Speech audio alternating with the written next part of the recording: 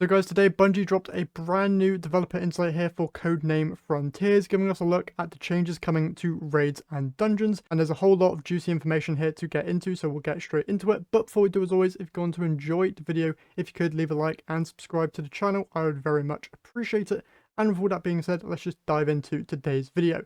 First up here, the TLDR of this article, basically every year will kick off with a brand new raid as part of the first expansion, and then the following major update will then expand on this raid, adding new challenges, twists, and rewards. Then the second expansion each year will deliver a new dungeon with an expanded reward offering, with the fourth and final major update of the year launching a new event that leverages legacy raid and dungeon content along the lines of Pantheon. So, they go on to talk about raids here. Raids will continue to offer a complete pool of exclusive weapons, armor, and exotics, and these can be obtained at higher tiers by taking on additional challenges. Those challenges come in the form of raid feats. Starting in Codename Apollo, new raids will support a raid-specific form of challenge customization where players can select modifiers called feats. Feats will expose and enforce rules such as time trials, contest combatants, or other mode modifiers unique to raids. The more feats active during a run, the better chance to earn higher tier rewards. So for all of you who have been wanting contest mode to be an active modifier within raids, it seems like we're going to be getting that with the new raid inside of Codename Apollo.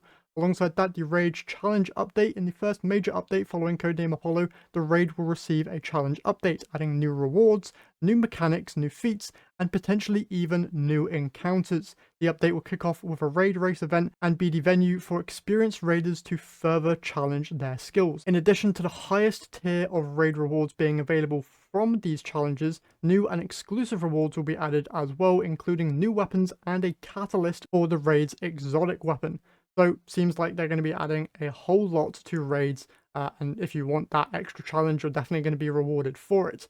Moving on to dungeons now. Dungeons are an important part to the endgame activity ecosystem. They provide an accessible raid-like experience that feature unique encounters and mechanics that demand less social coordination and scheduling. So Codename Behemoth, the second expansion of the year, will include a brand new dungeon. Also, because the dungeon will be launching as part of our Codename Behemoth expansion, there will no longer be a separate dungeon key.